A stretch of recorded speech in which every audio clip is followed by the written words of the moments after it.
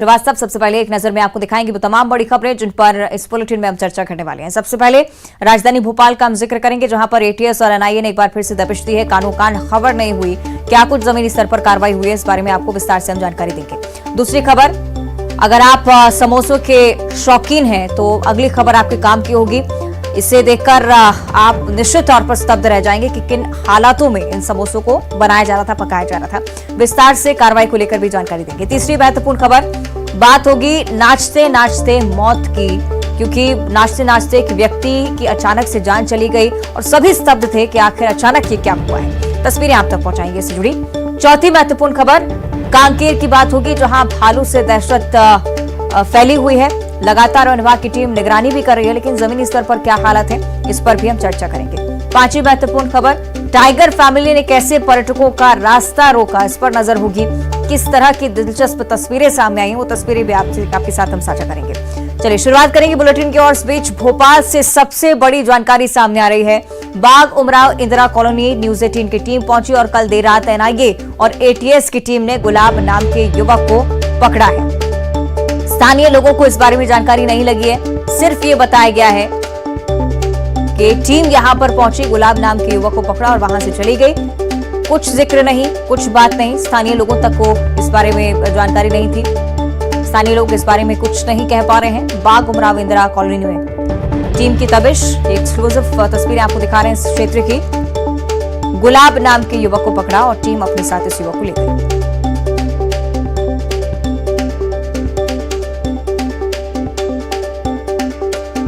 आतंकी संगठन हिजबुल तहरीर के नेटवर्क को तोड़ने की कोशिश जो एनआईए की टीम और एटीएस करने का काम कर रही है। बीते दिनों एनआईए और एटीएस की टीम ने कार्रवाई कर मध्य प्रदेश भोपाल और छिंदवाड़ा से कई लोगों को हिरासत में लिया था। हैदराबाद से भी एक युवक को पकड़ा था, लेकिन कल देर रात इंदिरा कॉलोनी जो है बाग उमराव, ये वो इलाका है बाग उमराव का इंदिरा कॉलोनी, जहां पर गुलाब नाम के युवक को एटीएस और एनआईए की टीम ने पूछताछ के लिए हिरासत में लिया है। उससे भी संपर्क खंगालने की कोशिश की जा रही है। अब तक जितने लोगों को गिरफ्तार किया गया, उनसे जो लिंक एनआईए की टीम को मिल रहा है, उसी लिंक के आधार पर अब उन लोगों को भी पकड़ने की कोशिश की जा रही है जो कहीं ना कहीं इस संगठन को मदद करने का काम कर रहा था। सबसे बड़ी बात है कि स्थानीय स्तर पर फंडिंग करने वाले लोगों की पहचान भी एनआईए की टीम करने का काम कर रही है, और यही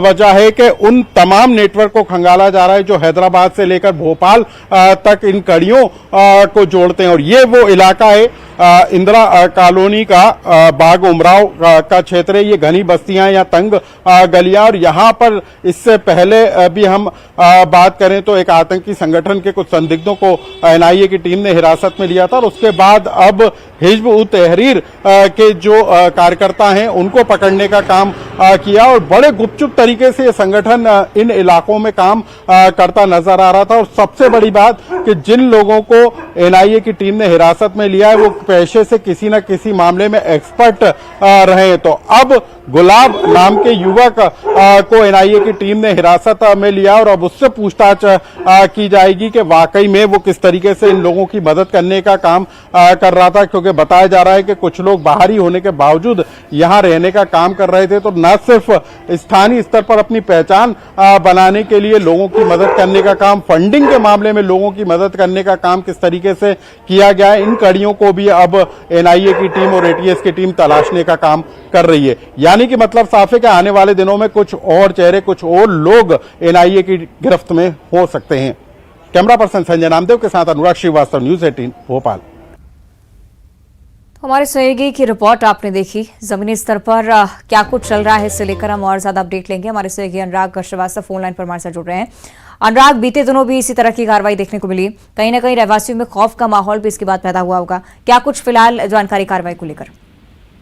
बिल्कुल, देखिए एनआईए की टीम और एटीएस की टीम ने पहले भी इसी इलाके में कार्रवाई की थी और यहीं से 10 लोगों को हिरासत में लिया था, जिनसे पूछताछ की गई और उन्हीं से पूछताछ के आधार पर अब कुछ और लोगों की धरपकड़ की जा रही है।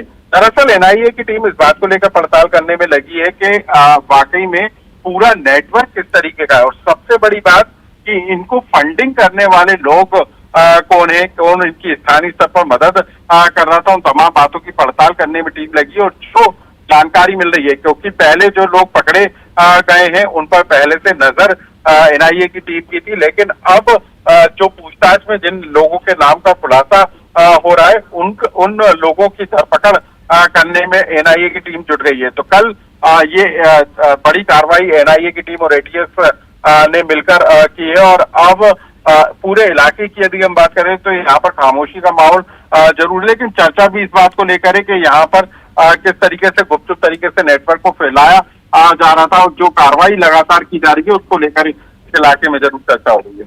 ठीक है, बहुत शुक्रिया आपका अनुराग इस पूरी जानकारी को साझा करने के लिए।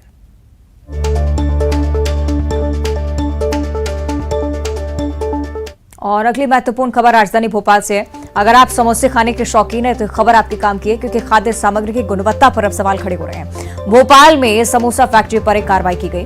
गंदगी और कीड़े मकोड़ों के बीच समोसे बनाए जा रहे थे, इस बात का खुलासा हुआ इस कार्रवाई में। इधरी समोसा फैक्ट्री जिसे सील कर दिया गया है। खाद्य सुरक्षा विभाग ने सैंपल्स जांच के लिए भेजे हैं और थोक में हजारों समोसे बनाकर यहाँ पर बेचे जाते थे। 3 रुपए की दर से यहाँ पर समोसे बेचने का काम चल रहा था। लेकिन ये तस्वीरें देखिए, हैरान कर देने वाली तस्वीरें हैं।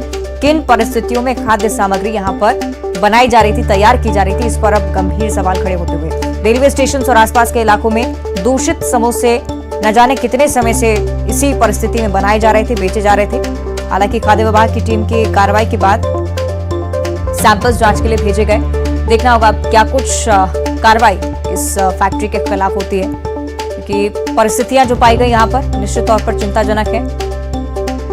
तस्वीरों के जरिए प्रत्यक्ष होता है। हालांकि इस कार्रवाई के बाद से आसपास के क्षेत्र में भी हड़कंप की स्थिति।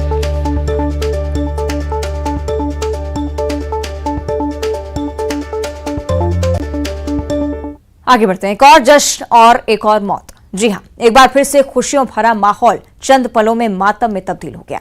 खुशी में नाचता गाता एक शख्स देखते ही देखते मौत की नींद सो गया। क्या कुछ हुआ मौके पर, रिपोर्ट में देखिए।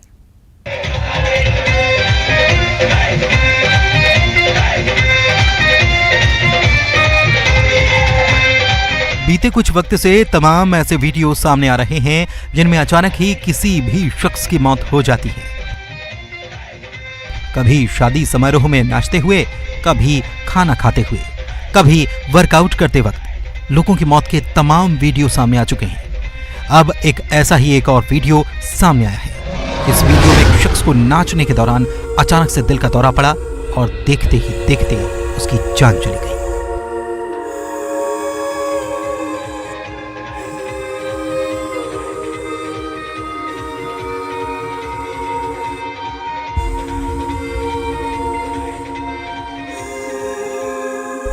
यह घटना बालोद की है। मौका था शादी समारोह का। हर ओर खुशियों भरा माहौल था। शादी में दुल्हन के चाचा भी आए थे। बीएसपी में असिस्टेंट मैनेजर चाचा अपनी भतीजी की शादी से बेहद खुश थे। इस दौरान वो सभी के साथ डांस करने लगे, लेकिन स्टेज पर नाचते नाचते कब मौत आ गई किसी को पता ही नहीं चला। वो नाचते नाचते लड़खड़ाए और जमीन का सहारा लेने की कोशिश करने लगे।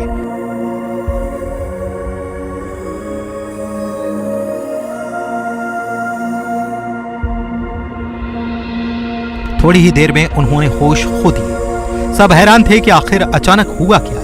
किसी के लिए यकीन करना मुश्किल था कि यूं कोई दुनिया छोड़कर जा सकता है। खुशी में झूम रहे इस शख्स को अचानक दिल ने दगा दे दिया।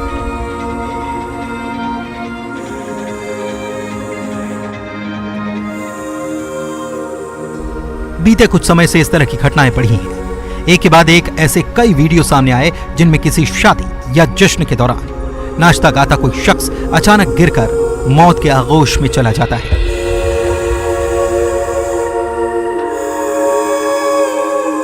ऐसे ज्यादातर मामलों में मृतकों को हार्ट अटैक आने की जानकारी मिली। कुछ लोगों का यह भी कहना है कि कोविड काल के बाद अचानक हार्ट अटैक के मामलों में तेजी आई है। बहरहाल जरूरत है अपनी सेहत को लेकर सतर्क और सावधान रहने की। Bureau report, news 18।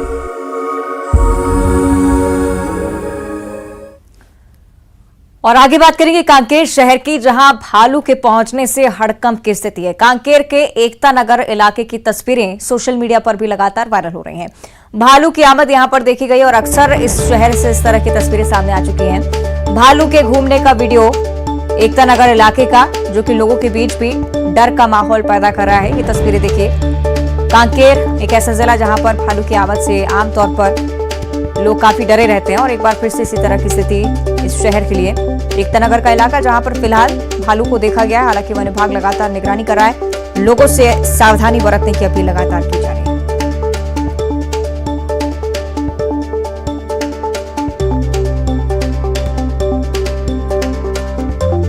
तस्वीरें चिंता का विषय बनी हुई। आगे बढ़ते बात करेंगे मंडला की, जहां कान्हा नेशनल पार्क और पर्यटकों की पहली पसंद बाघिन डीजे और उसके 3 शावकों का एक वीडियो लगातार वायरल हो रहा है। वायरल वीडियो में बाघिन डीजे अपने पूरे परिवार के साथ पर्यटकों का रास्ता रोककर सड़क पर बैठी हुई नजर आती है। साथ में बाघिन डीजे के आसपास नजर आ रहे हैं उसके 3 शावक। वीडियो में एक शावक सड़क पार करके आगे निकल जाता है, लेकिन बाकी 2 शावक अपनी मां बाघिन डीजे के साथ आ रहे हैं। कान्हा नेशनल पार्क के मुक्की जोन का ये वीडियो बताया जा रहा है। ऐसे नजारे पर्यटकों को बहुत कम ही देखने को मिलते हैं और इस खूबसूरत नजारे को वहां पर मौजूद पर्यटकों ने अपने कैमरे में फट से कैद किया और अब ये वीडियो सोशल मीडिया पर पोस्ट करने के बाद लगातार सुर्खियां बटोर रहा है।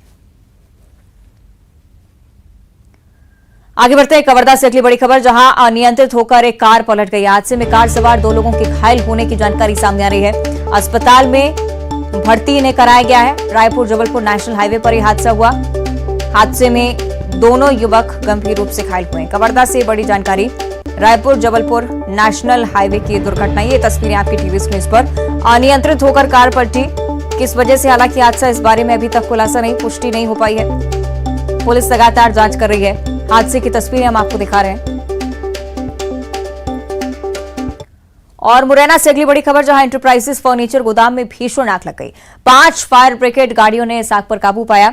60 से 65 लाख का माल जलकर राख हो चुका है। अभी तक इस बारे में सूचना लगी है, लेकिन आग लगने का कारण अभी तक अज्ञात। अभी तक पता नहीं चल पाया किस कारणवश यहां पर आग लगी। जांच में हालांकि पुलिस जुटी हुई। कैलारस थाना क्षेत्र के कॉलेज रोड का यह पूरा मामला।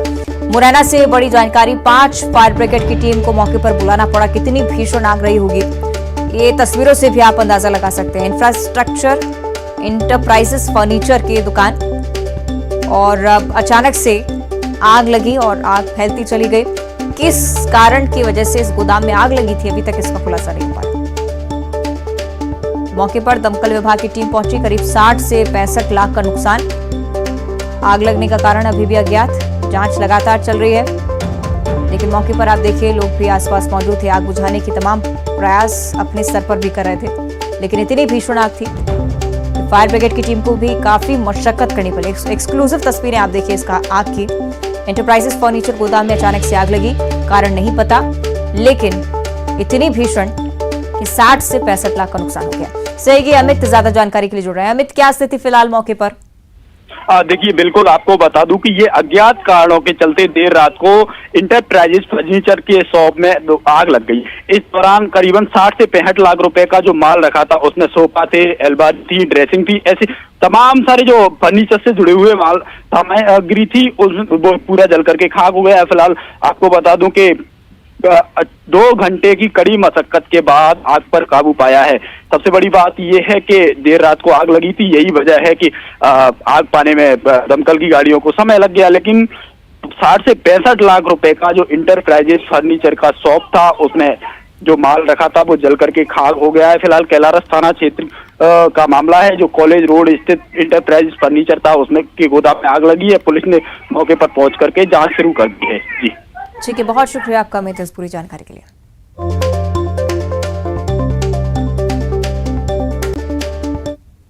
आगे बढ़ते हैं ग्वालियर से अगली बड़ी खबर, जहां नागरिक उड्डयन मंत्री ज्योतिरादित्य सिंधिया का एक बयान सामने आया। कर्नाटक के एग्जिट पोल पर सिंधिया की तरफ से प्रतिक्रिया। उन्होंने कहा कि एग्जिट पोल से क्या होता है, एग्जिट पोल मत देखो, आप 13 तारीख के नतीजों का इंतजार करो। नतीजे बीजेपी के सरकार बनाएंगे, कहना है ज्योतिरादित्य सिंधिया का। बहुत सामाजिक अच्छे कार्यक्रम हैं। समीक्षा बैठक है कलेक्ट्रेट में पूरे विकास कार्यों की। एक एक पर हम लोग विस्तृत तरीके से चर्चा करेंगे, जनप्रतिनिधियों के साथ भी, प्रशासन के साथ भी। उसके बाद गौशाला का बहुत बड़ा CNG प्लांट और सांसद निधि से मैं वहाँ राशि दे रहा हूँ ताकि गौ माता का संरक्षण भी हो। उसके बाद भारत विकास परिषद की भी की मीटिंग है। तो अनेक कार्यक्रम आज हैं। कर्नाटक में एग्जिट पोल में कांग्रेस को बड़ा दिखा रहे हैं सर। अरे भाई, एग्जिट पोल एंट्री पोल मत देखो तुम, आप 13 तारीख की इंतजार करो, भारतीय जनता पार्टी का बहुमत रहेगा। सही कि सुशील कौशिक हमारे साथ ज्यादा चर्चा के लिए लाइव जुड़ गए हैं। सुशील, एग्जिट पोल, हालांकि ये जरूर कहा जाता है कि 1-2 सीट आगे पीछे हो सकती है, लेकिन कहीं ना कहीं आंकड़े जरूर स्पष्ट करते हैं कि क्या कुछ कर्नाटक के हालात हैं। हालांकि अभी भी विश्वास है केंद्रीय मंत्री को कि बीजेपी की सरकार बनेगी, क्या कुछ वो कह रहे थे? बिल्कुल, देखिए, केंद्रीय मंत्री ज्योतिरादित्य सिंधिया ग्वालियर के दौरे पर हैं। आज दिन भर ग्वालियर में उनके कार्यक्रम है और अभी थोड़ी देर पहले ही सिंधिया ने प्रेस से बात करते हुए जब उनसे सवाल किया गया हमारे द्वारा कि जो कर्नाटक के चुनाव हुए हैं उसमें एग्जिट पोल जो है, ज़्यादातर एग्जिट पोल में कांग्रेस को बहुमत दिखाया जा रहा है, कुछ एक को अगर छोड़ दें तो ज़्यादातर एग्जिट पोल में कांग्रेस बढ़त लेती हुई नज़र आ रही है। इस पर सिंधिया ने साफ तौर पर दावा करते हुए कहा है कि एग्जिट पोल, एंट्री पोल को मत देखिए, 13 तारीख को जब नतीजे आएंगे तो सरकार भाजपा की ही बनेगी। और सिंधिया ने दावा किया है कि जो केंद्र सरकार की योजनाएं हैं, जो राज्य सरकार ने बेहतर काम किया है, उसके दम पर ही कर्नाटक में फिर से सरकार भारतीय जनता पार्टी की बनेगी। लिहाजा एग्जिट पोल का कोई ज़्यादा महत्व नहीं है, 13 तारीख का इंतज़ार कीजिए और सरकार भाजपा की ही बनेगी। तो निश्चित तौर पर सिंधिया ने बड़ा दावा किया है और अब 13 तारीख को ये सामने आएगा कि आखिरकार ये दावा कितना सही साबित हुआ है और सरकार किसकी बन रही है। लेकिन कहीं ना कहीं ज्योतिरादित्य सिंधिया कांग्रेस को जो एग्जिट पोल में बढ़त दिखाई जा रही है उसके खिलाफ दावा करते हुए नजर आया कि बीजेपी की सरकार कर्नाटक में बनने जा रही है। चलिए, देखना होगा कर्नाटक में क्या कुछ स्थिति रहती है 13 मई को। बहुत शुक्रिया आपका सुशील इस पूरी जानकारी को साझा करने के लिए। आगे बढ़ते हैं भोपाल से अगली बड़ी खबर, जहां सीएम शिवराज सिंह चौहान पूर्व विधायक रमेश शर्मा के घर पर पहुंचे। देर रात हार्ट अटैक से उनका निधन हुआ था। सीएम शिवराज ने रमेश शर्मा को श्रद्धांजलि अर्पित की। राजकीय सम्मान के साथ अंतिम संस्कार होगा, सीएम शिवराज सिंह चौहान की तरफ से कहा गया है। ये तस्वीर उस समय की जब परिजनों से मुलाकात कर रहे थे मुख्यमंत्री। पूर्व विधायक रमेश शर्मा, जिनका हार्ट अटैक की वजह से निधन हो गया, परिवार को ढांढस बंधाते हुए नजर आए। राज्य के सम्मान के साथ अंतिम संस्कार करने का भी जिक्र मुख्यमंत्री की तरफ से करा गया। आशीर्वाद किया और अचानक बिना कुछ कहे चले गए। सहज, सरल, विनम्र, हर दिल अजीज। मुझे छात्र जीवन के वो दिन याद आ रहे हैं जब गुट्टू भैया हमारे सीनियर थे और हम छात्र संघों का चुनाव लड़ाया करते थे। कोई भी छात्र नेता हो भोपाल का, रात को अगर भूख लगी हो तो किसी भी संगठन का हो, वो गुट्टू भैया की होटल में आके भोजन करता था। पक्ष हो, प्रतिपक्ष हो, कोई उनका विरोधी नहीं था। वो ऐसे समाज सेवी थे जो निरंतर सक्रिय रहते थे। ऐसे मेरे प्रिय मित्र, मेरे बड़े भाई गुट्टू भैया नहीं रहे। आज जी भर के उन्हें देखने की कोशिश की क्योंकि अब वो नहीं दिखेंगे, लेकिन वो समाज सेवी थे, इसलिए उनका अंतिम संस्कार राजकीय सम्मान के साथ किया जाएगा। भोपाल से अगली बड़ी खबर मिल गई, जहां पंडित धीरेन्द्र कृष्ण शास्त्री के अगले दरबार को लेकर ये जानकारी। राघोगढ़ के किले में दरबार लगाया गया है। दिग्विजय सिंह के बेटे जयवर्धन सिंह के कार्यक्रम में शामिल हुए हैं। पंडित धीरेन्द्र शास्त्री किले की खासियत के बारे में भी जयवर्धन ने बताया है। पंडित धीरेन्द्र कृष्ण शास्त्री को दोनों के बीच मुलाकात हुई, ये तस्वीरें भी आप देखिए। राघोगढ़ में दरबार लगाया है और इस बारे में जानकारी भी जयवर्धन सिंह ने पंडित धीरेन्द्र कृष्ण शास्त्री को दी है।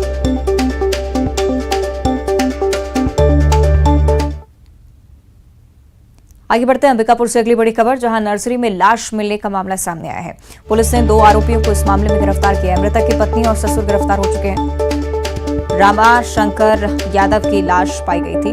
रामाशंकर के ससुराल में हत्या की गई, ऐसी जानकारी। लखनपुर थाना क्षेत्र की पूरी घटना है। पुलिस ने 2 आरोपियों को गिरफ्तार किया है।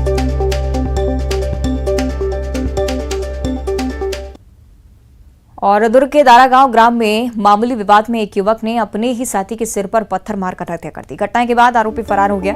सूचना मिलने पर पुलिस एक्टिव हुई। कुछ ही घंटे के अंदर आरोपी को गिरफ्तार कर लिया। बताया जा रहा है कि दो दोस्त निखिल बंजारे और मुकेश मिर्ची एक साथ बैठे हुए थे, तभी निखिल ने किसी बात को लेकर मुकेश का मोबाइल पटक दिया था। इससे आक्रोशित होकर मुकेश ने निखिल के सिर पर पत्थर से वार किया। और बुलेटिन में फिलहाल इतना ही। खबरें लगातार जारी है।